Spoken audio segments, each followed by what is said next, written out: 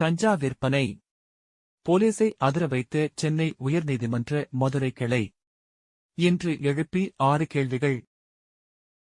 Police உதவியில்லாமல் கஞ்சா வியாபாரம் நடைபெற வாய்ப்பு இல்லை. அப்படி இருக்கும்போது கஞ்சா புழக்கமும் வழக்குகளும் எப்படி அதிகரிக்கும் என சென்னை உயர்நீதிமன்ற மதுரை கிளை இன்று கேள்வி எழுப்பியுள்ளது. கஞ்சா விற்பனை மற்றும் கடத்தல் தொடர்பாக எத்தனை வழக்குகள் பதிவு செய்யப்பட்டுள்ளன என்பது உள்ளிட்ட பல்வேறு விவரங்களை நீதிபதிகள் கேட்டுள்ளனர்.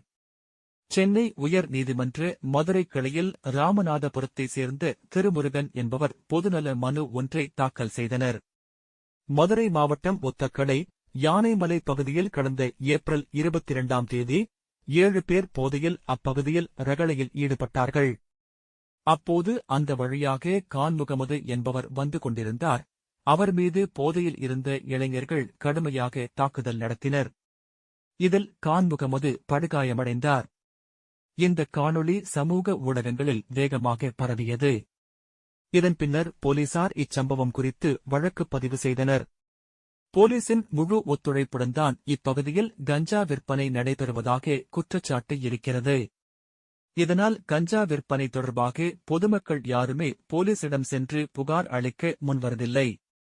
ஆகவே ஒத்தக்கடை பகுதியில் உள்ள நீலமேக நகர், ஐயப்பன் நகர் உள்ளிட்ட பகுதிகளில் புறக்காவல் நிலையம் அமைக்க வேண்டும். மது மற்றும் கஞ்சா போதையில் ரகளையில் ஈடுபடுபவர்கள் மற்றும் வாகனம் ஓட்டுபவர்கள் மீது கடும் நடவடிக்கை எடுக்க வேண்டும் என காவல்துறைக்கு உத்தரவிட வேண்டும்.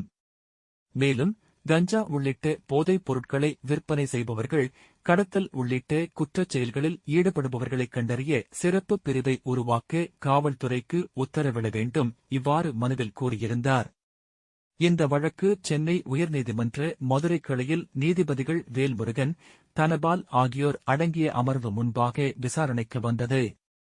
அப்போது தமிழக அரசு தரப்பில் ஆஜரான வழக்கறிஞர் வாதிடுகையில், மதுரை ஒத்தக்கடை பகுதியில் ரகளையில் ஈடுபட்ட நபர்கள் மது அருந்தியுள்ளனர்.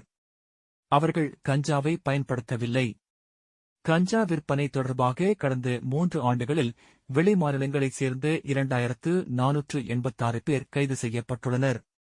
இது தொடர்பாக உரிய நடவடிக்கை எடுக்கப்பட்டு வருகிறது என்றார். அப்போது குறுக்கிட்ட உயர்நீதிமன்ற நீதிபதிகள், போலீசின் உதவியில்லாமல் கஞ்சா வியாபாரம் நடைபெற வாய்ப்பு இல்லை. அப்படி இருக்கும்போது கஞ்சா புழக்கமும் வழக்குகளும் எப்படி அதிகரிக்கும் என கேள்வி எழுப்பினர். கஞ்சா விற்பனை மற்றும் கடத்தல் தொடர்பாக எத்தனை வழக்குகள் பதிவு செய்யப்பட்டுள்ளன? எத்தனை வழக்குகளில் நீதிமன்றங்களில் இறுதி அறிக்கை தாக்கல் செய்யப்பட்டுள்ளது? எத்தனை வழக்குகளில் நீதிமன்றத்தில் பறிமுதல் செய்யப்பட்ட கஞ்சா சமர்ப்பிக்கப்பட்டுள்ளது என்பது உள்ளிட்ட கேள்விகளை எழுப்பினர். மேலும் இதுகுறித்து தமிழக உள்துறை செயலர், தமிழக காவல்துறை டிஜிபி, போதைப்பொருள் கட்டுப்பாட்டு பிரிவின் இயக்குநர் விரிவான பதில் மனு தாக்கல் செய்ய உத்தரவிட்டு விசாரணையை மே 15ஆம் தேதிக்கு நீதிபதிகள் ஒத்திவைத்தனர்.